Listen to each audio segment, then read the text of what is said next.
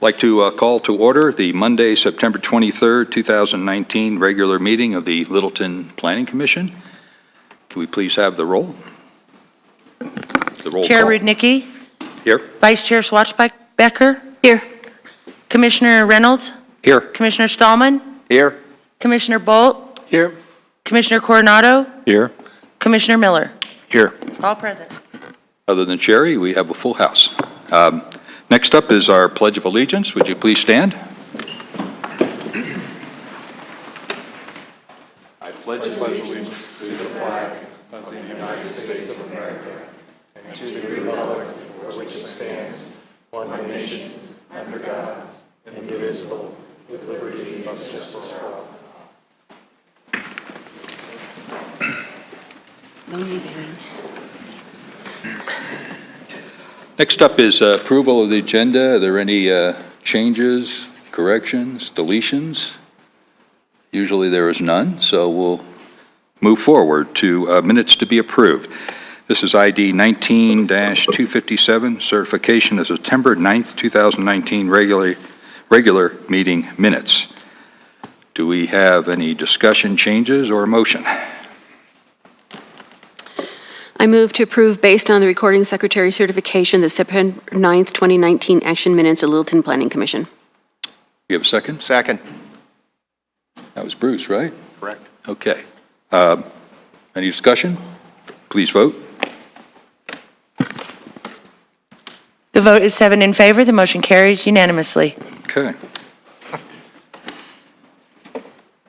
Close call. Next up is public comment. This is if you're here to speak about the animal boarding, we request that you please wait for the public hearing coming up. If you wish to speak on any other issue not on tonight's agenda, we have a sign-up list here. If you haven't signed up and you still wish to speak, we'll ask for anybody else when we're done with our list. Anybody? Okay. We have one name, and that's Pam Chadbourne.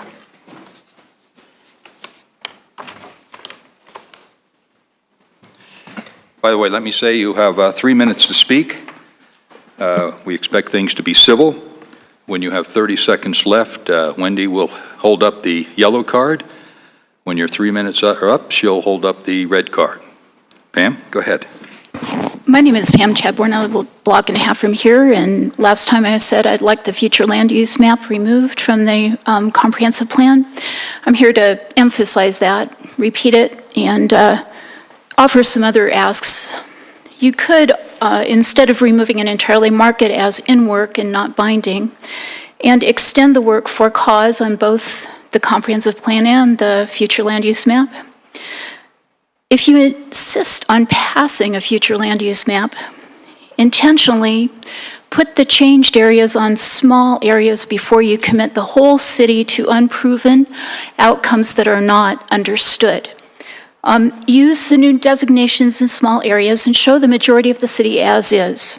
See what happens in the experimental areas. If we like it, expand it in 4 or 5 years. If we don't, let that next council and planning commission change it. So the reason for this is we had no city objectives for this. We should have housing requirements that say no one will be displaced. We should provide for all. We should increase sustainability.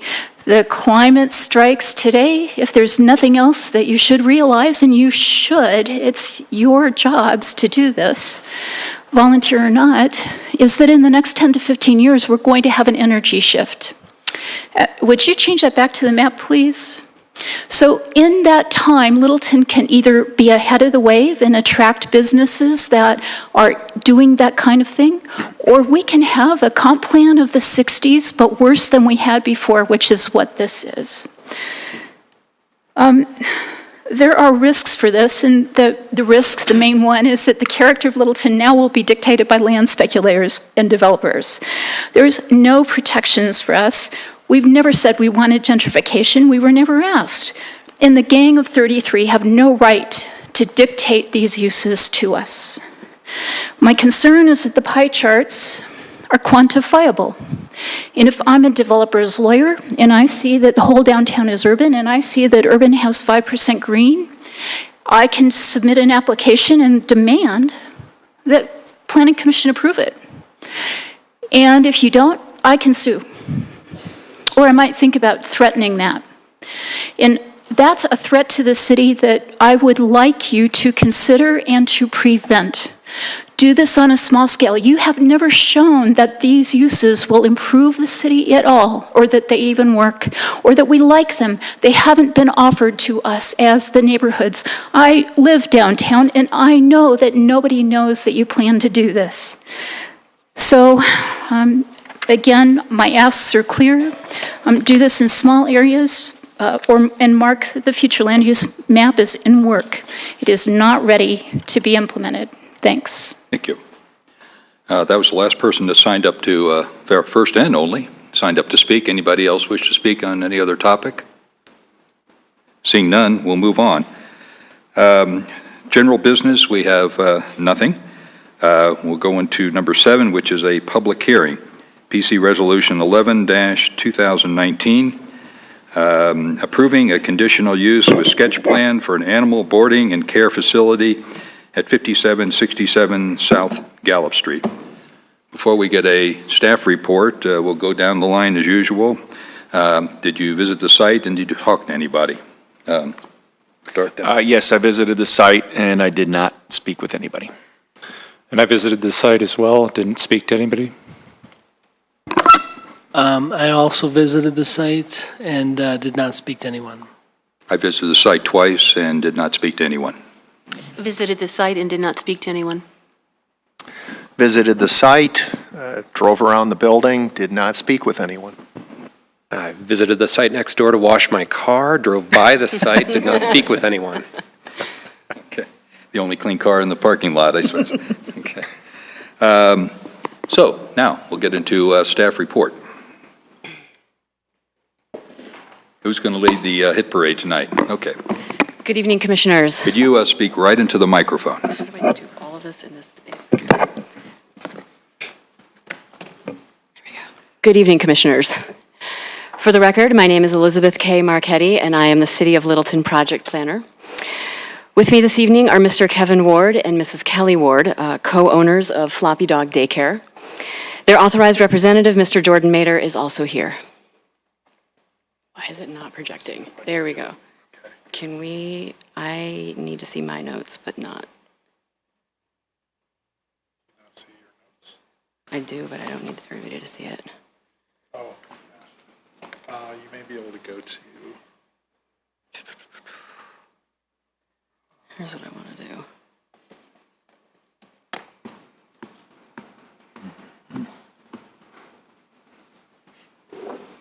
Sorry, just clearing up a couple little technical details. We'll be right there.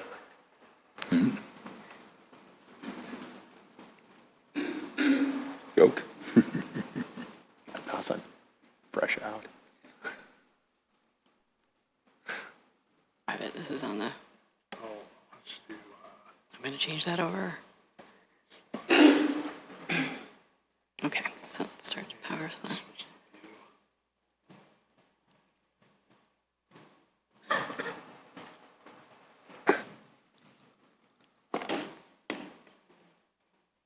thanks for your patience. Thank you so much. Sorry. God, this chair. If you want, I can change the slides. Would you? Yep. That'd be awesome. Thank you.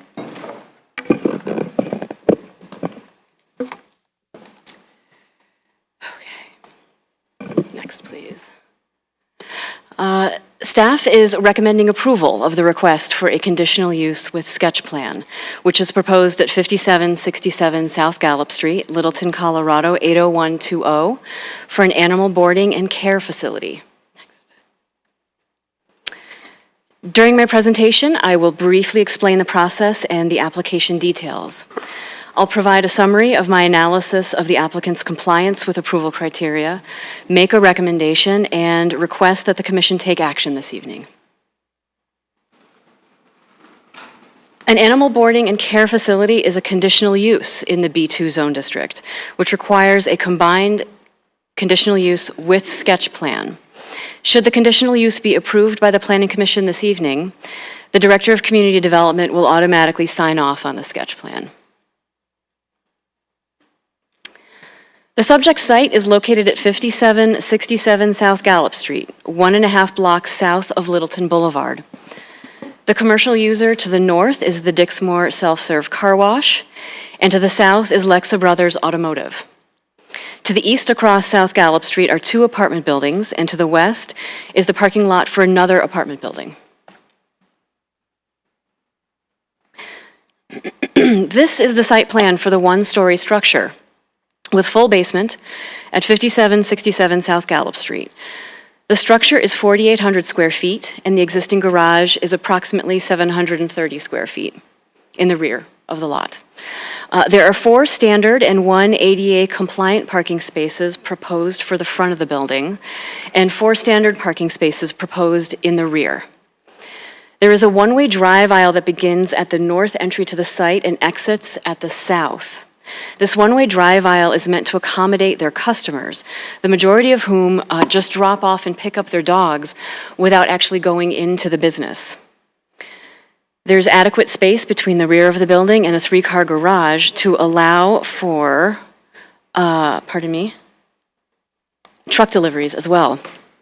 There are no proposed changes to the exterior of the building other than new striping for the parking spaces and new traffic and advertising signage in the future, but it's not shown on this site plan.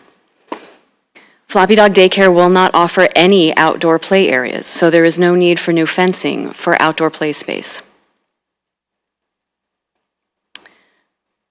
Applicants for conditional uses must show that they comply with both city policies and regulations. The location of the site, shown in the yellow circle in the top right corner, is within the Stern Park neighborhood and is zoned B2, Community Business District. This site is occupied by an underutilized commercial structure. Its proximity to Littleton Boulevard and a wide variety of housing types suggests that the new doggy daycare service being offered will complement the surrounding residential and business activity. The applicant makes a strong case that the proposed use supports city policy and will easily comply with city regulations. The proposed use's ability to prevent harmful impacts to adjacent users and properties is a key consideration. The noise assessment conducted by Wave Engineering shows that the expected noise produced by the doggy daycare will not exceed the decibel limits established by the city code. Their waste management plan explains the means and methods for dealing with dog and other solid waste generated during operations. All solid waste will be hauled off to a licensed landfill once a week. To protect the sanitary sewer system from clogging with dog fur or cat fur, screens will be installed on all drains and cleaned regularly. Other key considerations for all conditional uses include adequate access to the site, site circulation, and parking. The location is well suited to serve area residents and workers and is easily accessed by car and foot with front door access from South Gallup Street. Parking is proposed to accommodate the 4 employees who are on site at a time, and the one-way drive aisle serves the needs of the customers who don't enter the building in order to pick up and drop off their pets. Glare, vibration, odor, and dust must also be addressed by all applicants for a conditional use.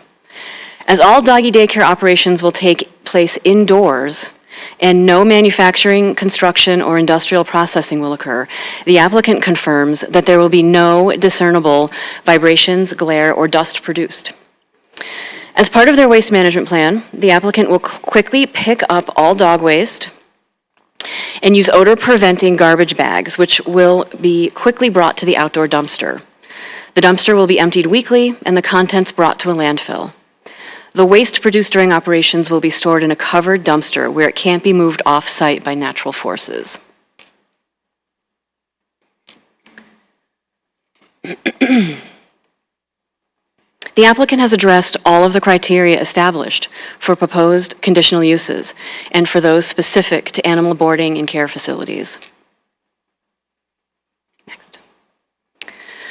Based on the analysis of the proposed use at the subject site, staff recommends that the members of the Planning Commission vote to approve the conditional use with sketch plan at 5767 South Gallup Street, Littleton, Colorado, 80120 for Floppy Dog Daycare.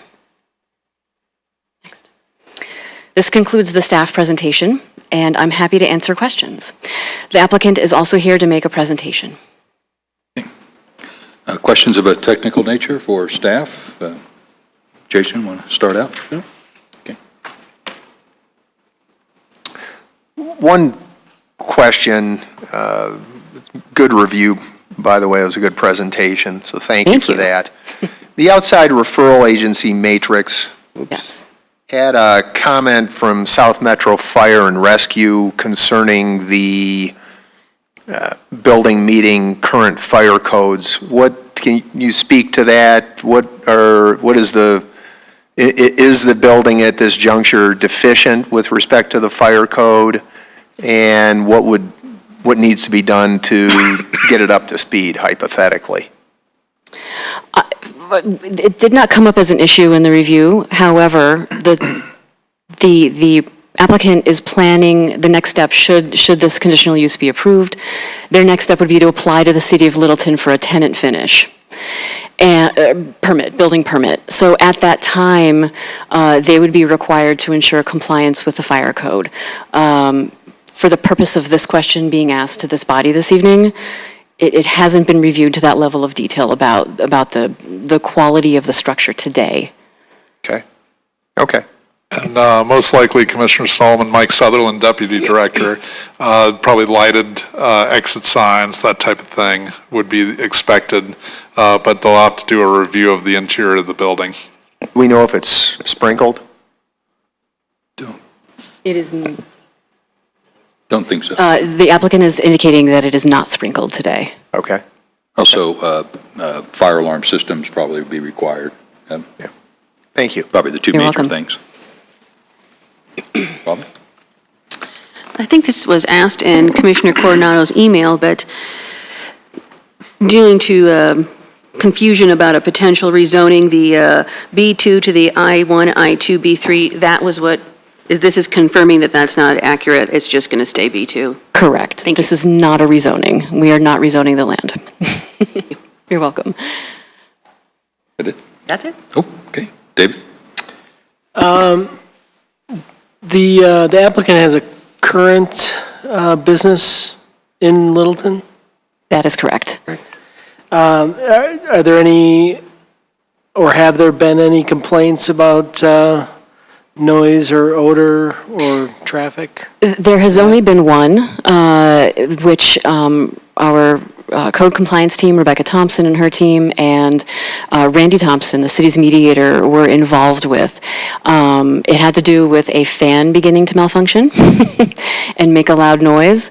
And the story that I have been told, and I'm sure the applicant can discuss this in more detail if you would like, but that the issue of the fan got resolved and fixed, and the issue was resolved to the satisfaction of the neighbors. Do you know who made the complaint, whether it was a surrounding?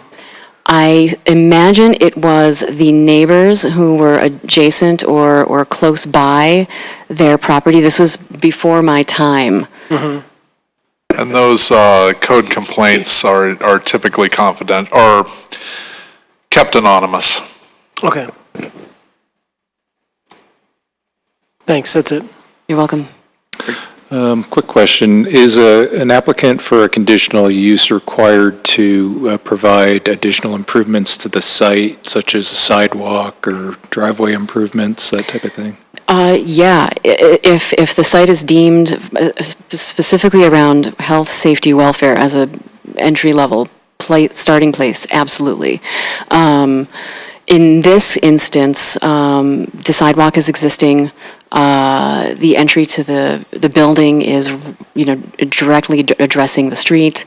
Access through the site is accommodated via the parking lanes. Like engineering, I can let Dylan speak to this if he would like. There were no required public infrastructure changes with this, at least with this application.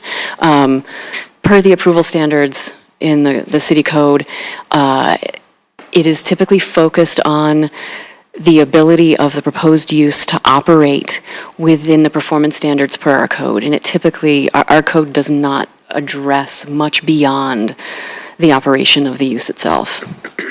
Thank you. To add to that, if I may, if they were proposing a large addition to the building or a second story, be a very different conversation about sidewalks and that type of thing. But really, they're not proposing any type of addition to this building. So I don't think there's an existing sidewalk in front of the building because traffic goes right to the parking spaces from the street.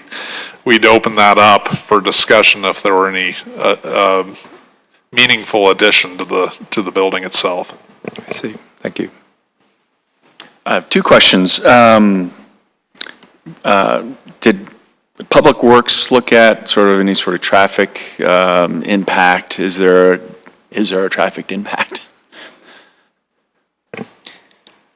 Short answer, no.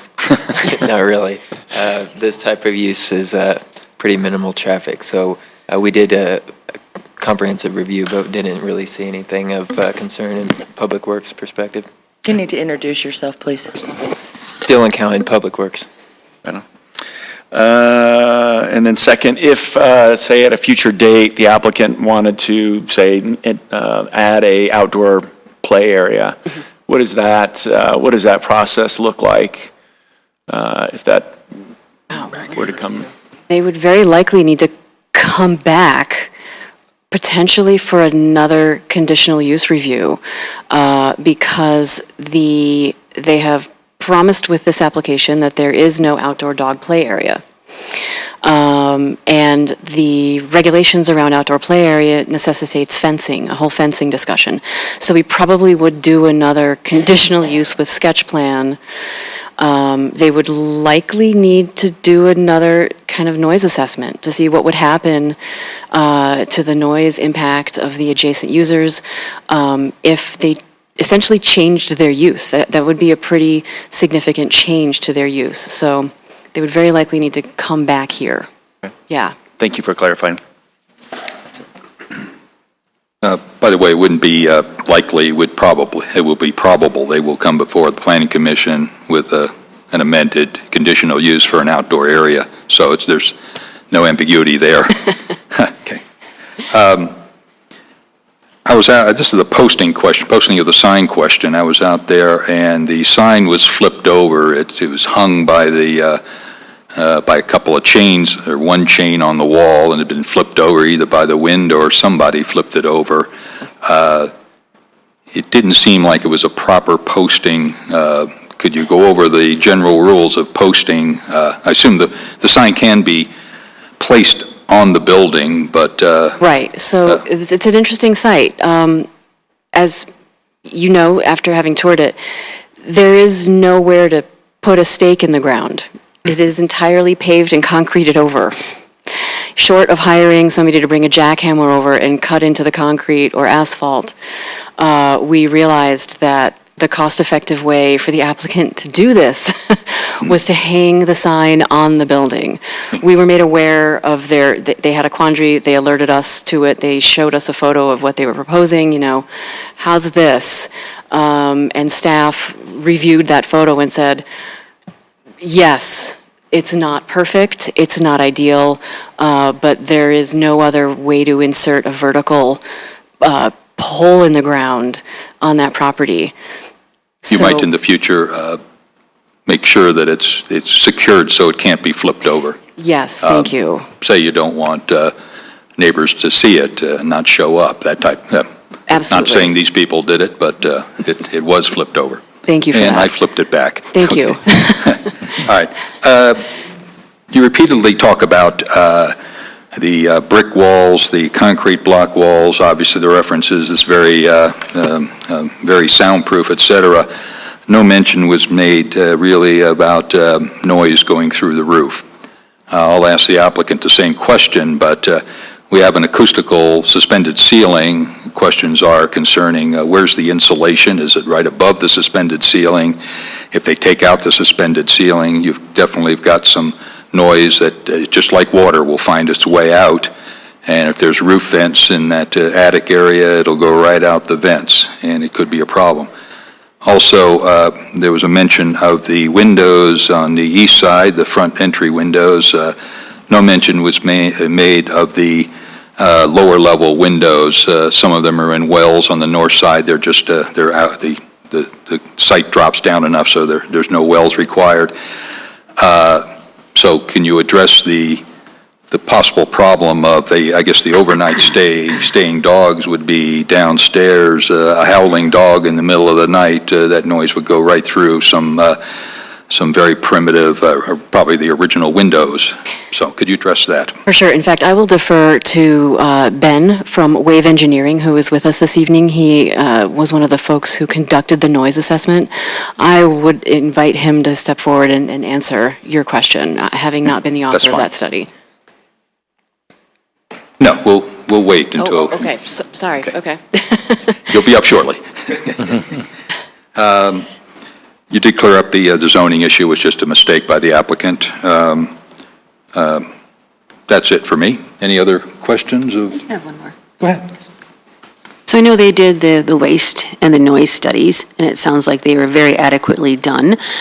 But what if it turns out, and this kind of is in the same lines of what Mark was saying, if it turns out there is a noise or an odor that is perceived, the neighborhood does have recourse to get that changed, correct? Absolutely. The process we envision is that a neighbor would complain to code enforcement. Code enforcement would come out and investigate and work with the property owner to develop a solution. That is the process for the city for folks who have got complaints with conditional uses. Thank you. Anybody else? Seeing none. Okay, thank you. Next up, the applicant. If you want to make a presentation, now's your time.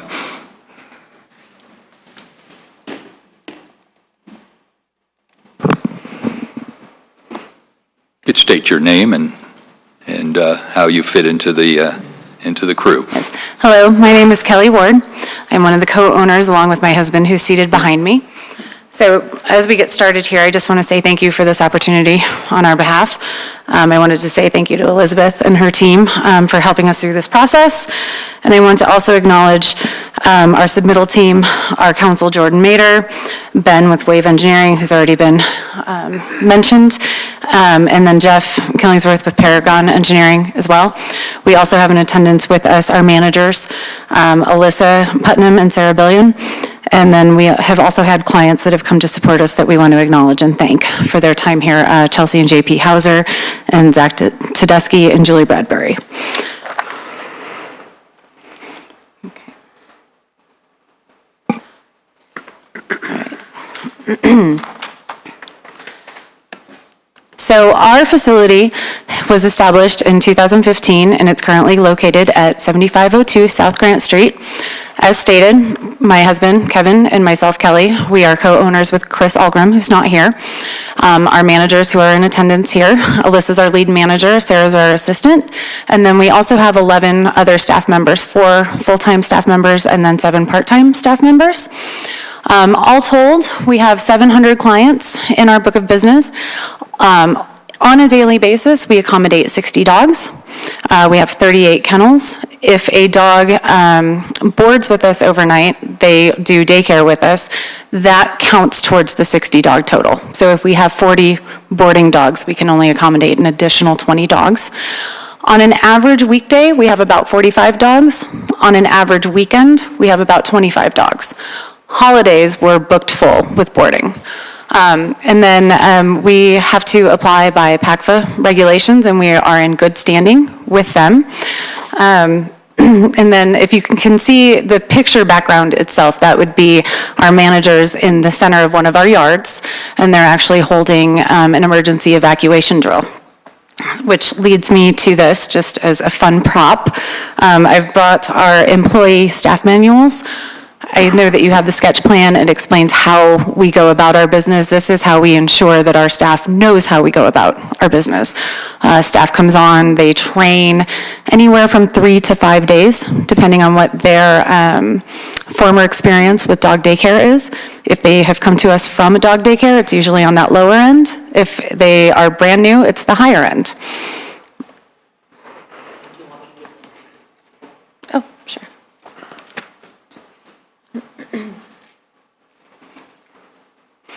So, and what's fun about this drill, it's actually not required by PACFA. It's the extra length that we go for our clients, for our staff safety, for our dog safety.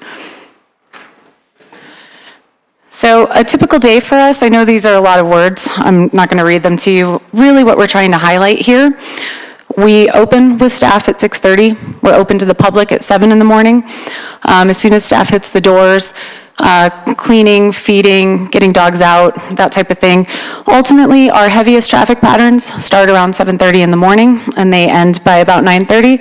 And then afternoon pickup starts up heavily again by about 3 until about 5:30. We are open until 7 p.m.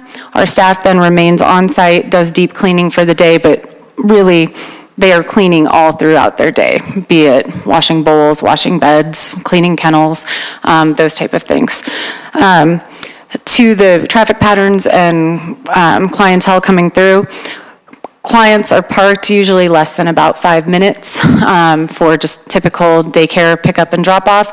Boarding can be slightly longer just because they are generally bringing more stuff like food and blankets and those type of things.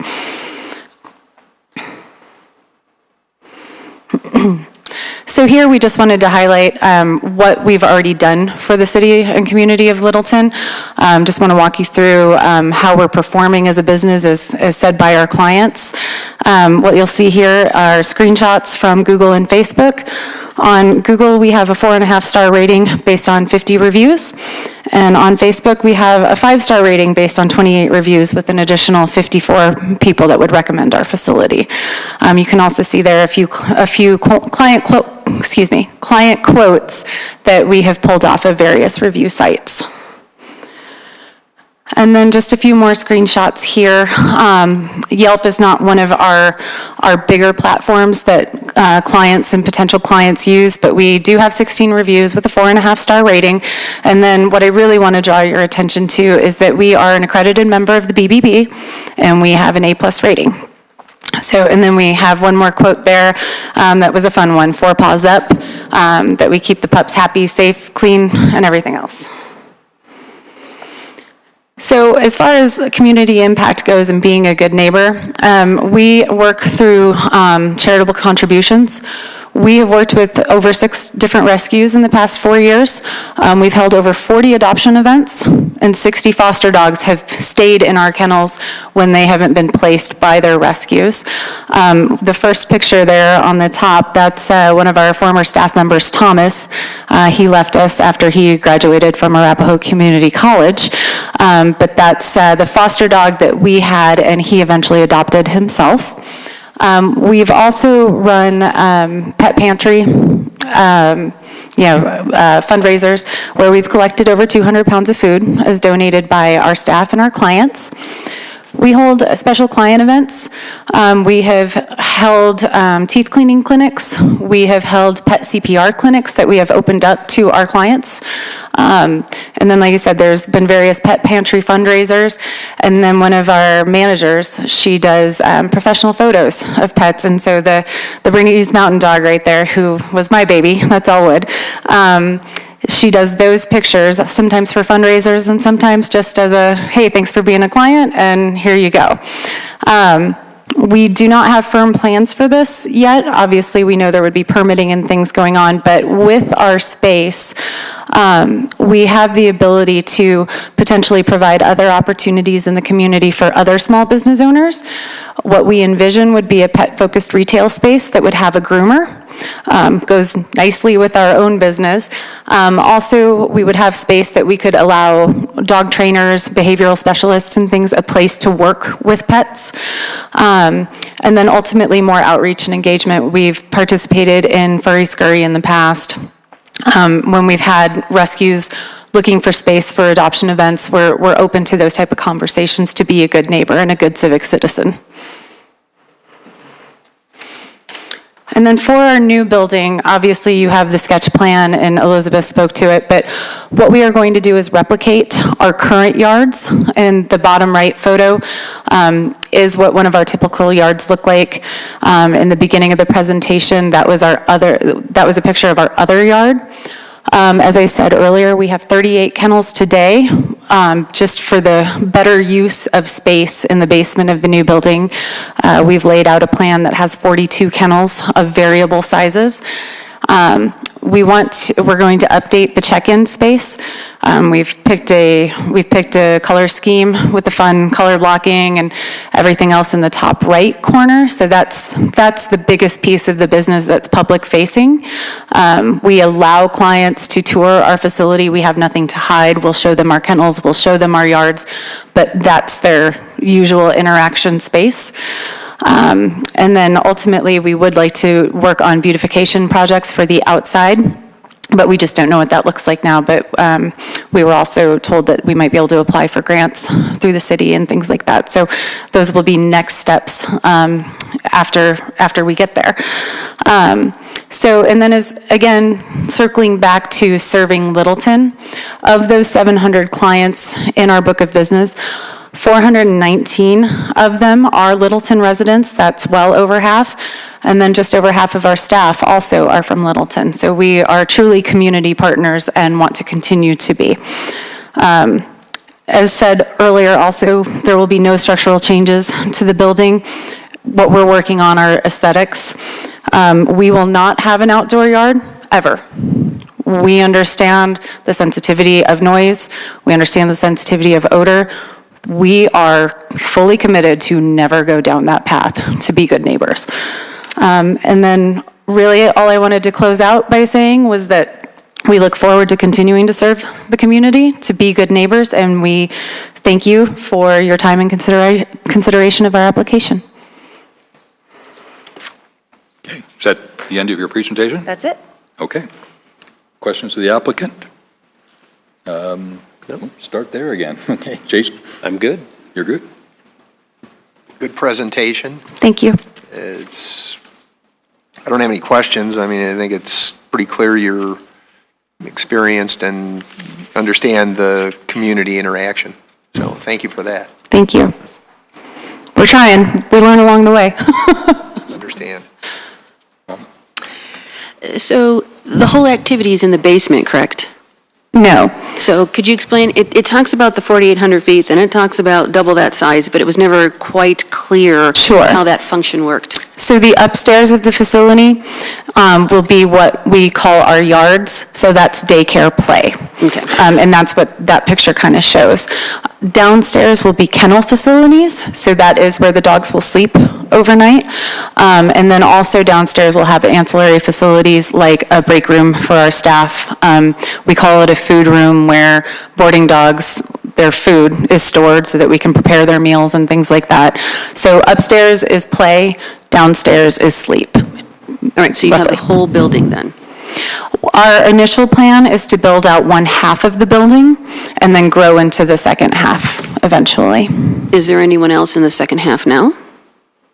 No, the entire building is owned by one entity, and we're purchasing the entire building. Correct. Yes. Okay. Thank you. David? So, do you take dogs on field trips or take them for walks outside? Generally, no. So we do not transport dogs unless they would have to go to the vet for some reason. That's not a part of our service and is not a plan to be part of our service. We have walked dogs in the past in our current space, but again, to not have outdoor play and space, we will have the ability, especially with the expanded size of this facility, to take dogs. We call them individuals, dogs that aren't behaviorally suited for play with other dogs. They have to be kept alone if we board them. So when other dogs are on a break, or we'll have additional space, but that actually will fully occur within the new building. And how many, you may have mentioned this, but how many dogs can you accommodate at your current facility? 60. Okay, and this one will be comparable to start? We will replicate what we have today, yes. And then eventually, we hope to grow into more space. And you board dogs now, right? Yes. As well, okay. All right, that's it, thanks. Let me, Bruce had a question, if you can sneak in. I can Go ahead. wait. No, go ahead. No. All right, I just, Come on, Bruce. as you were talking, one thing popped in. Talk a little bit more about the food preparation, the meal preparation. It sounds almost like, given the number of dogs, it's almost commercial kitchen-esque. Oh, no. We're not physically making food. If you brought us your dog, you would just bring a Ziploc bag full of the food that you feed your dog. Okay, so it's basically just food storage. Right. It's food storage and then just lining up bowls and filling the bowls with the different foods. But there's a lot of organization to that system because we don't want to, cross foods. Yeah, okay, Yeah. all right. Thank you for the clarification. Thank you. Go ahead. Yeah, I had a few questions.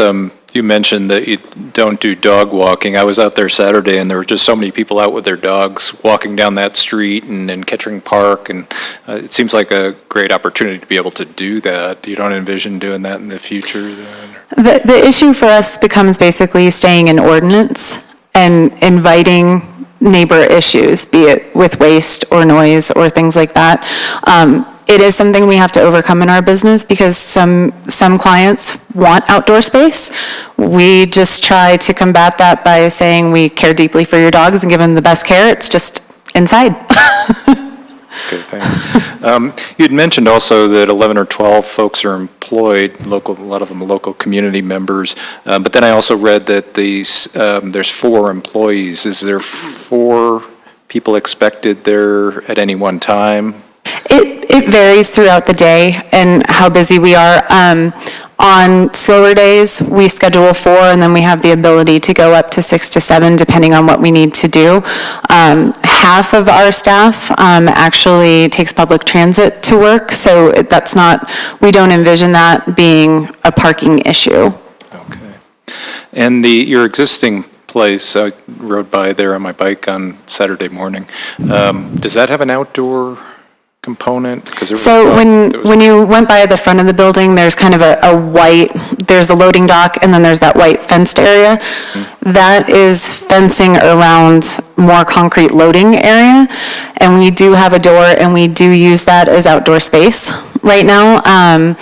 It's sort of outdoors because there's that overhang and things like that. We use that right now. It's closer to outside than not, but we have no plans of replicating a feature like that at the new facility. Okay, so it would be different than, I heard a loud barking dog Right. here across the street. That would not be anything that would be part of the new facility. Again, we are going to maintain all of our facilities, all of our play indoors, so as to not invite issues with noise. Okay, thank you. Could you talk, I saw on the sketch plan that it was noted that the pet drop-off area is in the rear of the building. How does that, do you honk the horn and somebody comes out the back and picks up the dog, or how's that all work? Just curious. So what it's going to be probably to open is just someone parks their car, like you said, drop-off is about less than 5 minutes usually. Even if it backs up as a line, it goes really, really quickly. That's what the intent today is. We've kicked around the idea of how we could get those, remember at the old school gas stations and you drove over it and it dinged? We've talked about doing that as a service to our clients and whatnot. We're just not quite there yet. I think initially it's a quick park, drop off, get in your car, go out again.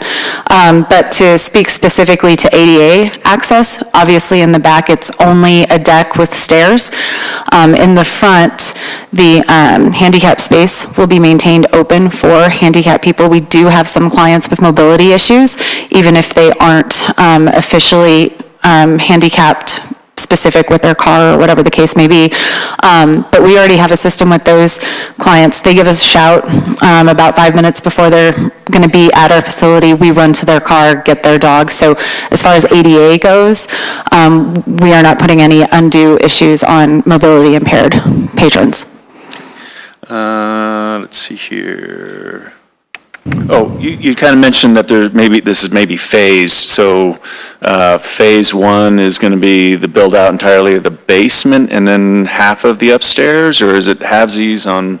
So phase one is replicating the yards upstairs on one half, updating the lobby facility, and then downstairs kenneling one half, and then building out break room facility and food room.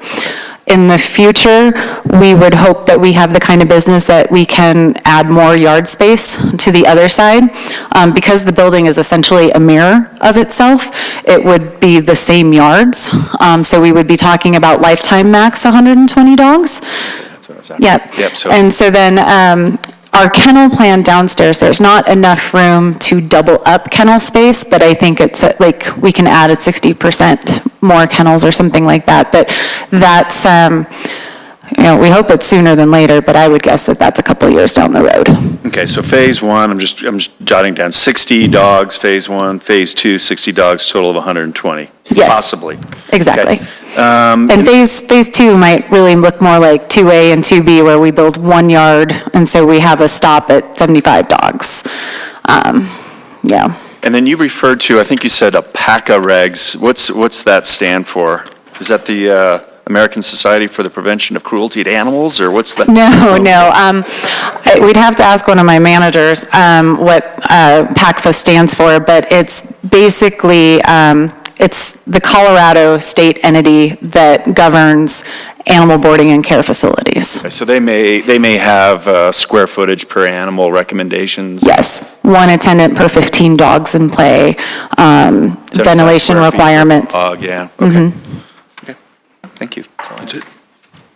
Okay, for your overnight dogs, do you have a person on staff during the evening? No.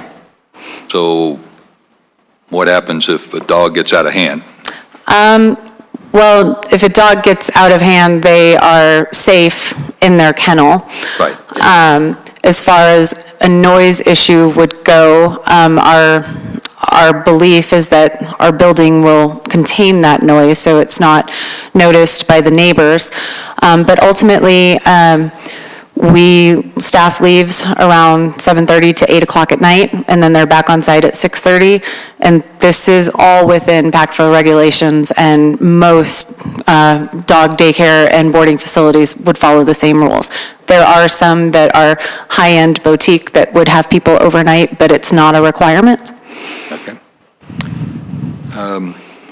Well, you answered the questions about pickup and delivery of dogs. I was wondering about that. Honking horn or the little... It's an audible dog sound when you drive over the corner. We got dog whistles installed in our ears. Okay. Let's talk about the noise now that we've got you up. You talked about putting up extra glazing in the front. I assume there's kind of a reception area with perhaps an additional wall, and then you proceed to the inner sanctum where the dogs are. Is that Yes. correct? That's what it looks like, and that's the back of the building where you would go up the stairs and there's that deck area. Okay. So that's our lobby area, and that's generally what would be facing 98% of our clients, unless they're mobility impaired, and then we would meet them at the front in their car, grab their dog for them. So it's doored off from the back, the Yes. front area? Yes, if you look at the picture that's up on screen Hard right to see. now. Yeah. Yeah, It so. fades out at the bottom, so. Yeah, so it's the top picture with our logo on the wall. So you're looking at that as if you were walking into the door. So that's the desk where a receptionist or a manager would sit. And then the door, the colored wall is a bathroom. And then the outline of the door in the back that's where we would take dogs through. Got it. Okay, that'll help noise quite a bit and towards the front. Yes. Let's talk about the ceiling issue.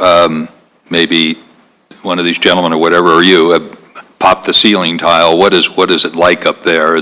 Where's the insulation? I could see through the window that they had the acoustical ceiling tiles. Explain what's going on in the ceiling and how noise is going to be prevented from going out that way.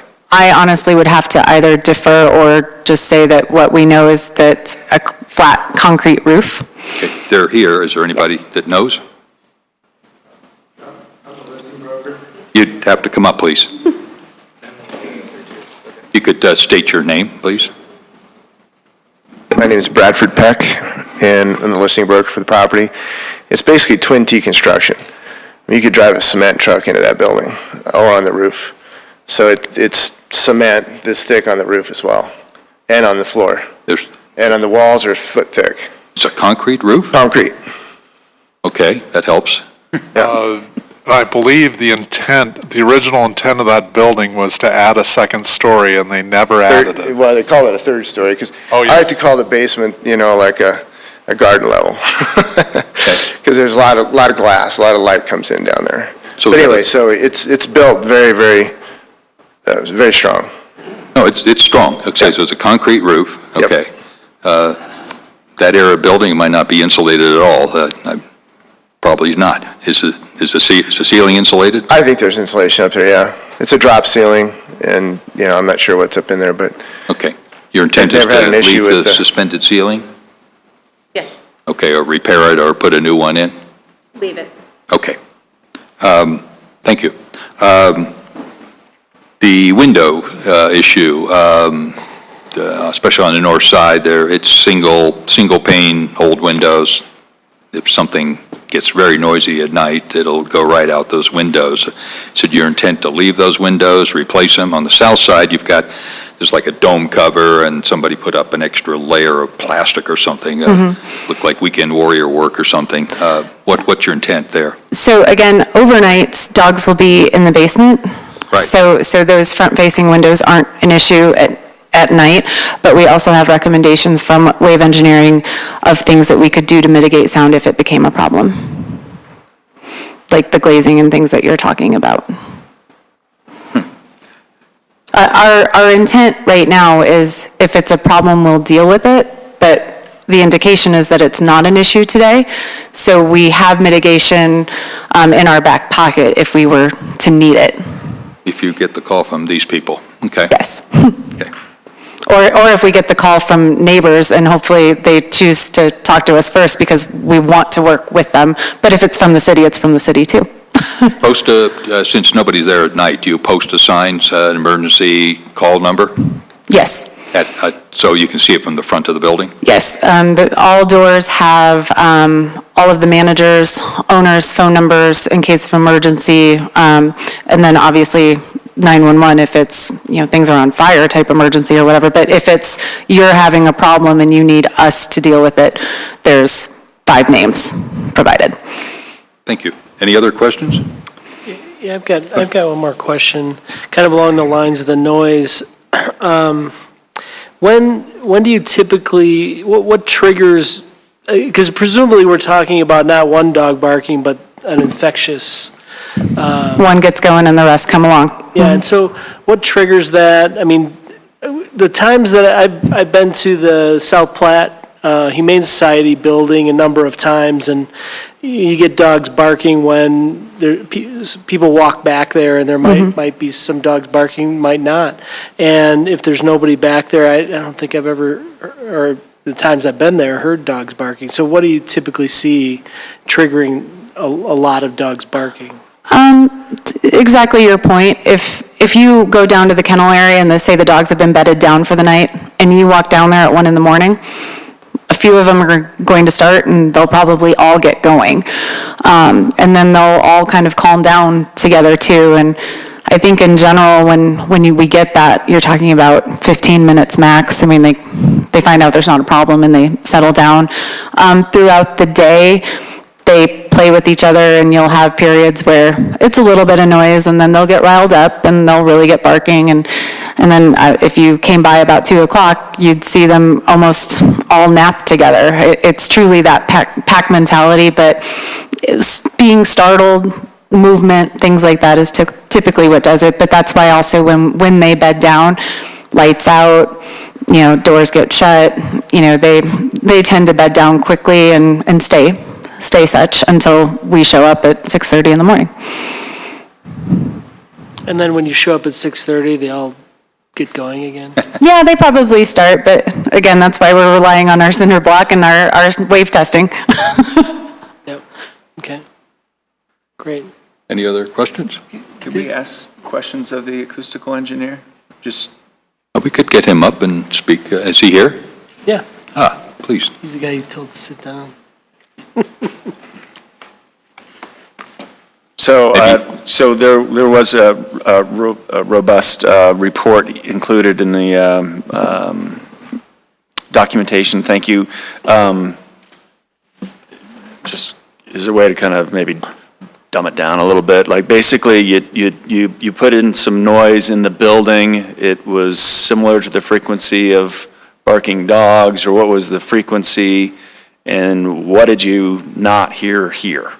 Sure. My name is Ben Seep. I'm with Wave Engineering. I oversaw the report and the testing that we did, and I was on site for most of the testing. So our goal was to learn how loud are the dogs at the property line. And so there were two basic pieces of information we needed to determine that. One, how loud are the dogs inside the building, and then how much does the building shell reduce the noise to the neighbors. So we went to their existing location, measured for about 48 hours within the play area, determined the loudest hour from that time period, so we wanted the worst case, and then we applied that level to what would happen within the new building, which is entirely different exterior construction. The new building they're looking at, we went over and measured the reduction using speakers inside the room that they're going to use for the play area, blasted what we call pink noise, which is just broadband noise, as loud as we could, over 100 decibels, measured inside and out, and then got that reduction number of how loud, how much is the building reducing the level, and also the distance to the neighbors across the street. So took the source level of the dogs barking, subtracted that reduction, that gave us the projected level at the neighbor's property line. And it was a worst case based on the loudest hour that we measured during what was set up to be a busy, typical weekday when they had a lot of dogs. And so basically the findings were that, I see 47 decibels at the west side, 48 at the center line of the road. Is that, that's all within, sounds like, city code or city ordinances? Right, that's well below the limit. The city code gives standards for continuous noise and then also fluctuating or intermittent noise. So since the noise level is intermittent with the dogs barking, we apply that set of rules, which I think set the limit at 63 decibels, and we're expecting 47 to 48, so there's quite a bit of safety factor there. And then just subjectively, we took some of the recordings that we made of the dogs barking inside the current facility while we tested that, and we played that back inside the new facility in addition to the pink noise testing that we did. And we were able to get the level up within a couple decibels of what we measured in the current location. And across the street, between cars going by, you could hear it, but it was faint, and it was not much above the background. It was about equal to the background level that we measured. So the loudest hour, you could hear dogs across the street, but it's quieter than a car going by, and pretty close to the background level during the daytime. Thank you. Okay, and if I add one more about the windows, we did not measure in the basement. We only measured on the first floor. On the side, I think the windows are stacked. They're pretty similar size. I'm not sure if the type of window is different between the two levels. If they're the same, I would expect the levels to be about the same from either level. If the windows on the basement are worse, then yeah, the level could be a little bit higher coming through there. But again, we have that pretty big safety factor between what we predicted and what the limit is. Could probably account for that. Okay. Could you describe for our listening audience on TV and the crowd here, what's 48? Is it standing on Littleton Boulevard at rush hour, or is that 48, or is standing on Littleton Boulevard 92? Give us a feel for what 48 means, or 42, what have you. Sure. So when we were doing the testing on site, we also tried to capture the background noise to make sure that what we were measuring was above background and we were getting good data. And so the level, the steady background noise level when there weren't cars going by on Gallup was also about 48 dBA. So that's sort of the average noise when you're standing there in the street and you just hear a little bit of noise from Littleton Boulevard, wind blowing through the trees, other noise, the car wash going, et cetera. So standing next to Littleton Boulevard is quite a bit above 48. That's probably 55 or so, based on other measurements I've done, being next to a road like that. Okay. Any other questions? Another point of comparison, conversational speech is another thing that we're all familiar with. So talking to someone at a distance of about 3 feet, average voice level is about 60 dBA. So how much? About 60. 60? Mm-hmm. So 48. this distance, maybe 48, 50? Right. Okay. Thank you for the comparison. Sure. That clarifies that. Any other questions of the applicant? See none. Thank you. Okay, thank you. Okay. Do you have anything else to add? You'll have a chance at the end of the public comment, so, okay, we'll proceed. Open it up to public comment. We do have a list here. If you haven't signed up on the list, at the end, we'll ask if anybody else wishes to speak that hasn't signed up. Again, you'll have 3 minutes to speak. We expect the discourse to be civil. When you have 30 seconds, you have 3 minutes to speak. When 30 seconds are left, the yellow card will be held up. I assume there's a clock right there. When the 3 minutes are up, the red card will be held up, and please finish up. First up is Zach Tedishi. The penmanship is pretty decent tonight, but I might butcher a few last names. Sure. My name is Zach Tedeschi. I'm a current Littleton resident. I actually happen to live about a block and a half northeast of the current location of Floppy Dog. By the way, further speakers, please give your name and address or your district number. Thank you. Go ahead. And can't say enough about these guys from top to bottom. They're really salt of the earth. My dogs absolutely love going there, which is tough to say for a lot of places. We're sad to see them go from my current neighborhood, and I think Stern Park would be really lucky to have these guys as part of their community. That's all. Thank you. Jeff Killingsworth is next. You are sitting with the applicant. Yes. Are you part of the applicant? Yes, I am. Jeff Killingsworth, Paragon Engineering. And I just want to say they were a pleasure to work with, and they're really looking forward to helping the community with their care facility. And I think it's a great thing they're doing. So, thank you. What's your last name? Killingsworth. Thank you. Next up is Jordan Mader, I think it's. Good afternoon. My name is Jordan Mader. I'm an attorney with Sugar Mahoney Ross. I was counsel for Kevin and Kelly Ward on this application.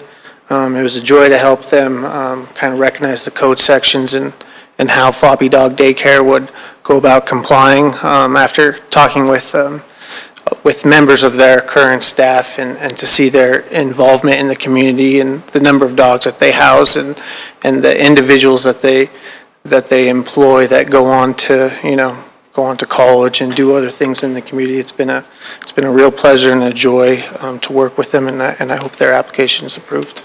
Thank you. Thank you. Dan Leah.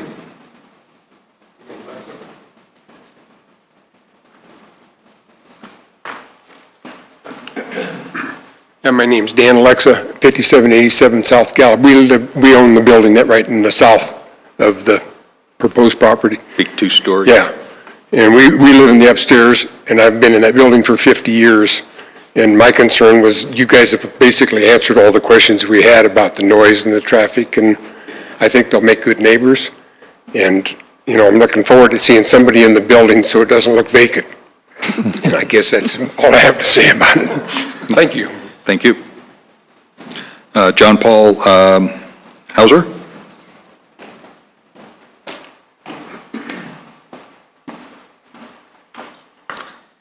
My name is John Paul Hauser. I work in Littleton.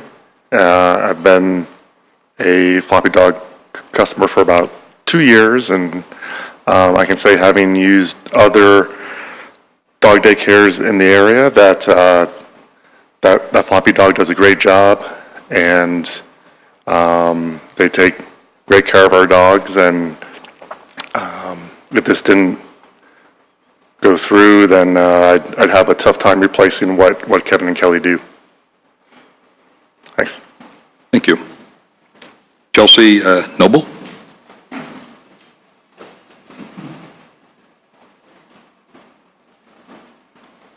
Obviously, the guy ahead of me was a little taller. I don't have that problem. Chelsea Noble, I have residences in Littleton and in Aurora. Our dogs go to Floppy Dog Daycare and have for a couple of years now. They have gone to other daycares in Littleton, Parker, and other areas around the town. And I think it sounds like maybe not everybody here uses doggy daycares. So just to have an idea about the noise and about things like that, I have 2 dogs that really love to bark. You can ask my neighbors. Haven't been in front of you guys yet, but otherwise. One of the things that isn't necessarily being addressed or that you wouldn't necessarily know to address is a tired dog is a quiet dog. So boarding dogs tend to pass out. That's why they offer daycare ahead of the boarding, because oftentimes those dogs will then pass out and they're very quiet, and it's not quite the barkathon with every dog that it could be when they're in daycares. I also know Kevin and Kelly and their staff are incredibly communicative regarding any issues with dogs, any things like that. We had our dogs in another daycare, coincidentally, that happened to be located in Littleton. One of our dogs was bitten. We were not told. A rather large vet bill ensued, etc. We had one of our dogs who was sleeping so hard in the indoor yard at Floppy Dog that they called and were concerned he was having a seizure because he was dreaming and sleeping so happily during his time at daycare. So even though the visual experience of dogs running around and being crazy is what everyone's thinking and loud and barking and talking, it isn't always that way, and I'm sure the girls from the daycare can attest to that. But so that you know, as a customer, I know that is one of the things that, you know, they really do get into playing and running around, and the noise isn't nearly as bad. To also address the previous speaker's point, vacant buildings anywhere are not good, whether they're vacant or even look vacant. When you have the opportunity to beautify, add business, add revenue to your taxes, and offer a service to the people who live in the apartment buildings and the people who live in the community, I think it's silly to turn that down for a minute. So, thank you. Thank you. Everyone else is tall. Catherine, Eduardo, Son, I think.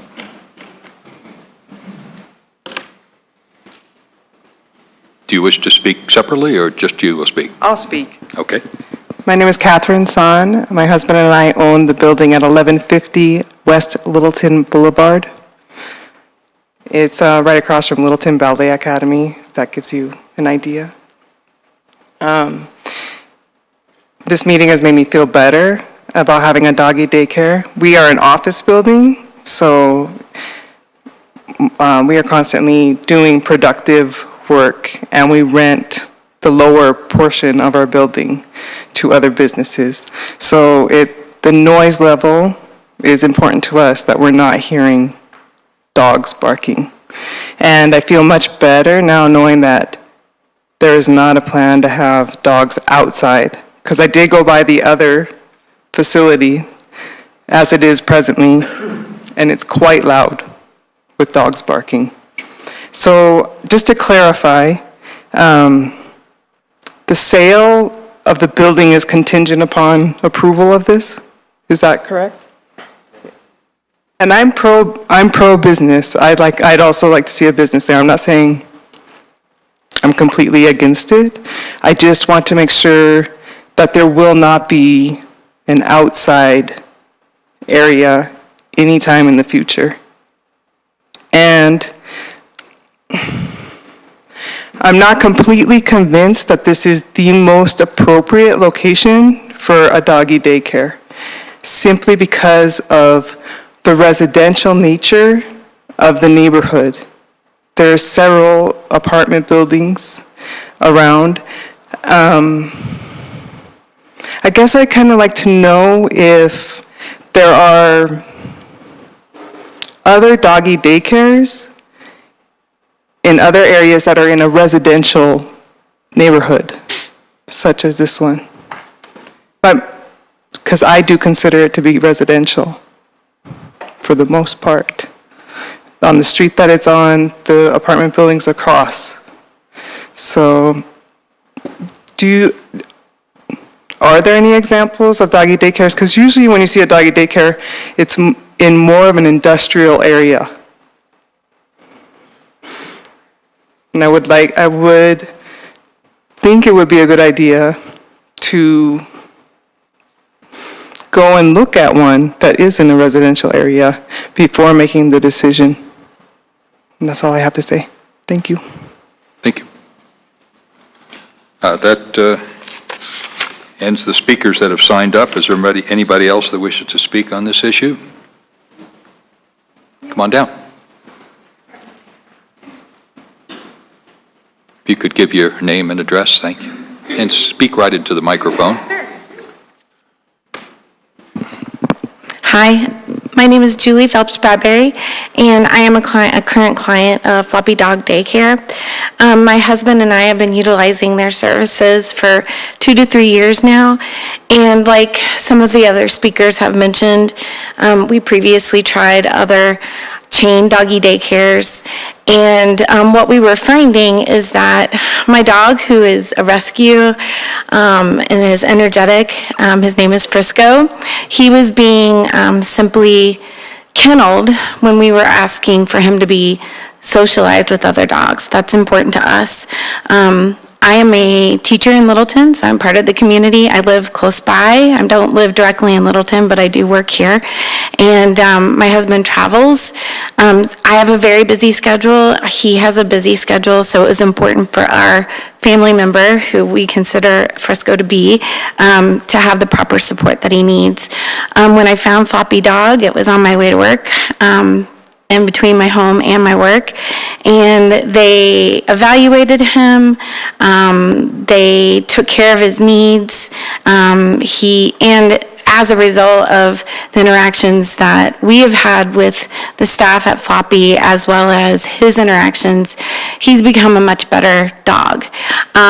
That's super important to us, not only because we love him, but we don't have family. My family is across the country, so we don't have additional support that we need. We rely on them as part of his family. Something else that I have also found, besides the love and care that they give him, I find that it attractive that Ms. Ward spoke to their community partnerships. That's how I actually found out about Colorado Pet Pantry. That's an important to me, as somebody who pays for their service, I like to know that they're community-minded. Speaking as somebody who is recently mobility impaired, I'm recovering from surgery, and I told them they would come out and get the dog because I couldn't walk him on my own. And that's still a little problematic for me, and they help me every time I need it. So, and as a former Keep America a Beautiful employee, I would agree to the other community partner who said that vacant buildings do invite blight. I used to work for Keep Cincinnati Beautiful, which is a Keep America a Beautiful affiliate. So I'd just like to say that their positive, helpful, and caring and loving outlook really has been important to us. And so I support their efforts. Thank you. Thank you. Thank you. Anybody else wish to speak? Seeing none, we'll close the public comment portion of tonight's hearing. Does the applicant wish to make any last comments?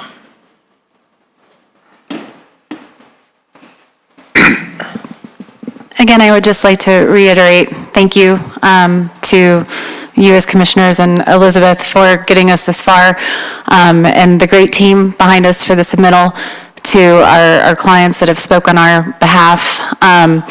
We want to be great neighbors. We want to do our civic duty. We want to be an active part of Littleton, providing a service to its residents and workers. But we don't want to really impede on anyone in doing that. We are committed to being good neighbors. We've done our best to prove through science that we can be. And like I said, our numbers will always be posted on the door. We'll always be ready to talk to anyone, be it official city staff, neighbors, or anyone else. But we are really excited. We look forward to making this move Hopefully, you'll help us do that tonight, but we just want to let everyone know that we are grateful for the opportunity and that we are very committed. And I do want to reiterate, we have zero plan to ever have an outdoor yard. That's an entire can of worms we have zero interest in. So with that, truly, thank you for your consideration, and thank you to everyone here to support us, and thank you to everyone that came to speak out and part of the civic process. We are here to be a community together. Thank you. Mark? There was one written comments. Is that available for public record, or Is that made public, the written comments that were sent in? Yes, it'll be added to the packet tomorrow morning, that comment, so it'll be part of the record. Yeah, normally we don't read them in. I don't think we ever have, so. Okay. That doesn't mean it was correct. Okay, well, we haven't. I have a question for staff if we have them. Yeah, go ahead and ask. There's a question for staff. So we understand that the doggy daycare has no desire for outdoor space. We all know things change in the future potentially. If something dramatically changed and they did want to at some point have an outdoor space, would that bring them back in front of us? Yes. Or how would that, okay, so at this point, just addressing some of the concerns that we had heard, if they ever did change their mind dramatically, then there would be the recourse of coming through more public hearing. Correct. Thank you. That's it. All right, we always do motions down at this side. I'm going to force one of you gentlemen to make the motion. Then we'll have a discussion.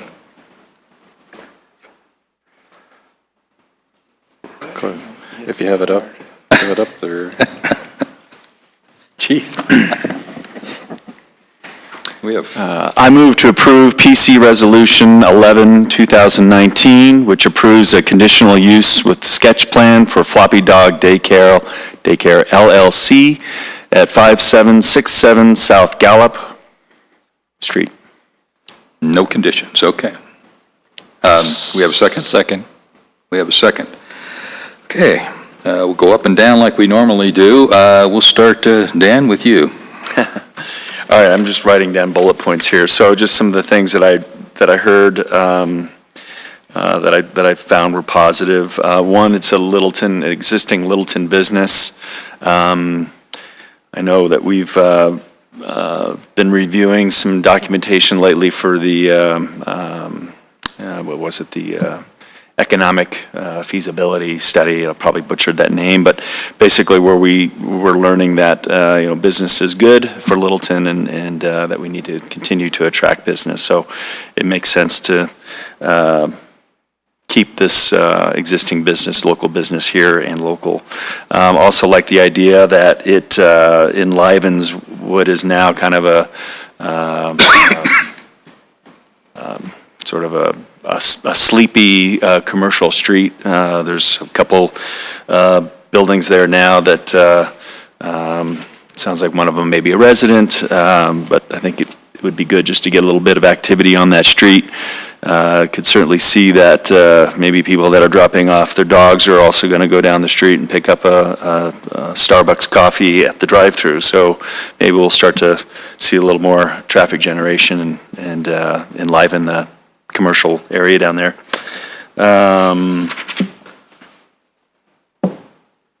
see what else. I think I was satisfied with the WAVE report. I did have some concerns about the sound, but I am satisfied that that there's been adequate testing. It sounds like citizens do have recourse if there is any sort of issues that they have, that they can call code enforcement or call the city, call the police. It sounds like is another option. So I like that as a safety net. So will be voting in favor. Great. Okay, this site is Zone B2, which is community business, and This certainly seems like a community-supporting business. The definition is actually meets the needs of the surrounding community. That meets it, in my opinion.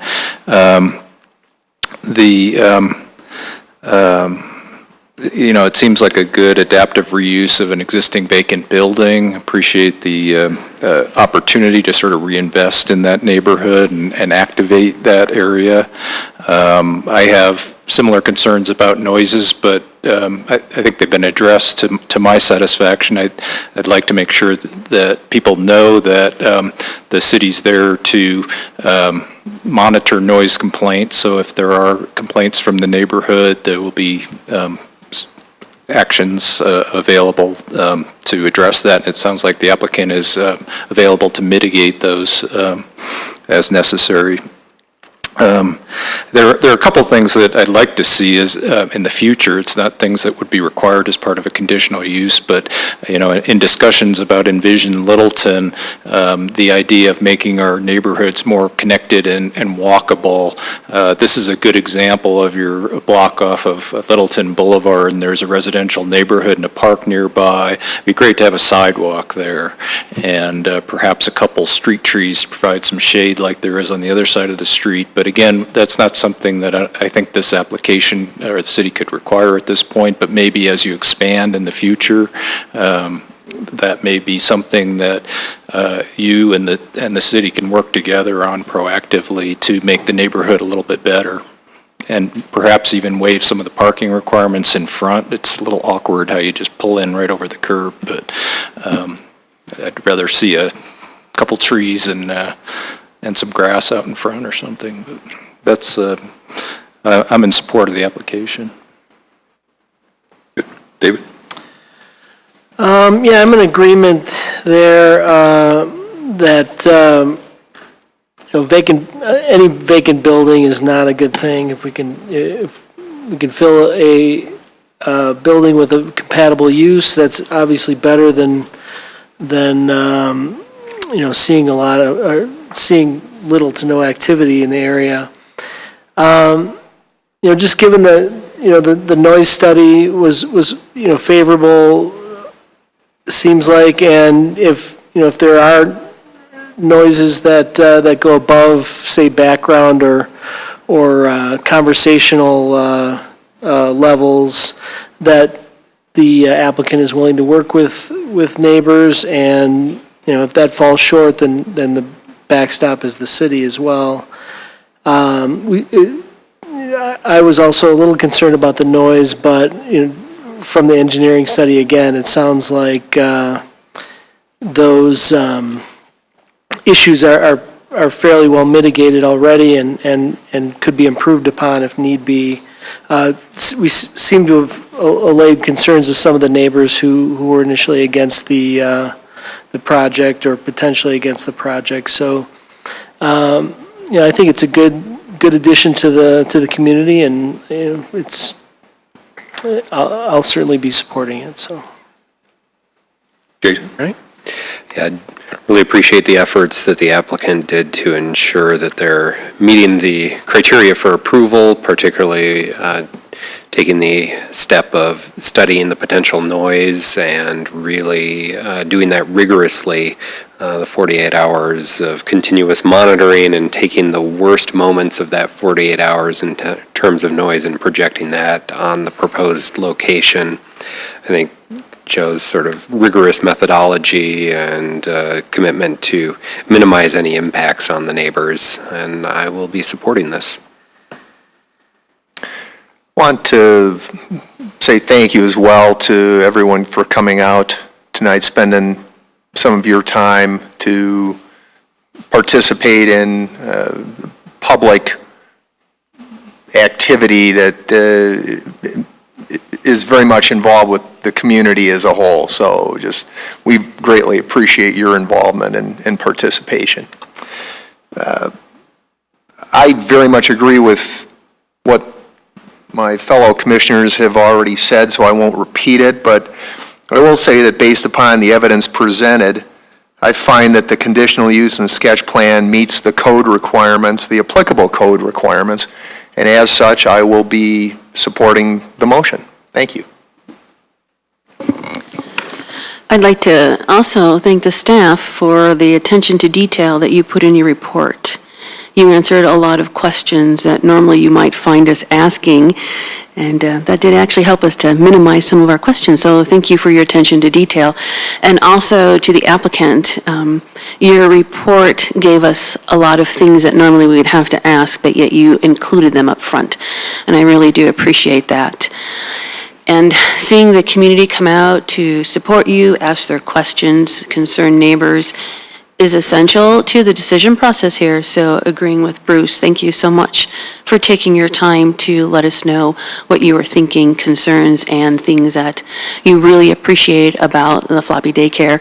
And thank you also for your concern with your civic duty and being a good neighbor to the community. It's always very refreshing to see that and hear that, and your examples of how you are doing that. Again, as everyone has said, the noise concern seems to have been adequately addressed, as long with any odor concerns, and that the potential for the community to have recourse has been substantiated. And I am also in agreement with this too. Normally, I don't like to commend staff because that gives them a swelled head, but I'll reiterate, yes, thank you for a good presentation. Not too many spelling errors in your report either. Terrible. I also want to commend the applicant for their presentation. Well done. And thank you for those of you in the audience that spoke.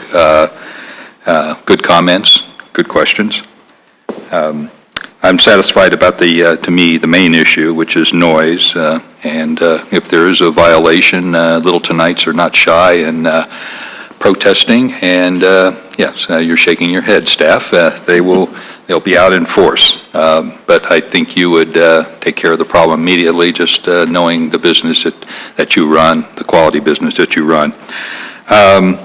Outdoor space, if somehow you try to weasel in some outdoor space, you'll be losing parking spaces, which will be a problem. And again, you'll be in front of the Planning Commission again, and it'll be a different atmosphere. Somebody brought up in a letter the traffic issue of just generating a lot of traffic. There is no traffic issue here. This is the B2 zone lot, which there are many uses allowed in the B2 zoning district that have a lot more traffic than what we're talking about here. This is fairly minimal. This is a needed business, a good business, and a local business. That's nice to have.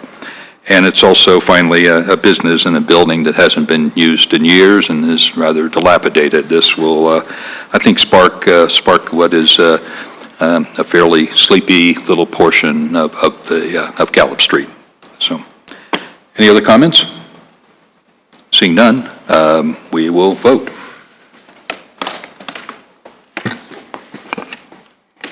The vote is 7 in favor. The motion carries unanimously. Thank you. Good luck with your business. Thank you. Okay. We still have a few more items. If you want to leave, leave quietly. Okay. Staff report, anything to add? Seeing no staff report, nothing else? No, sir. None? Okay. Commissioner comments? Anything? This is easy. Chair comments, fasten your seatbelts. Next 2 weeks from now, we're going to have an interesting session looking at the comp plan and the transportation master plan. Please, we're still in session. So it could be a long evening, so get a lot of sleep the night before. And that's all I have. There's no other comments? We're adjourned. Thanks.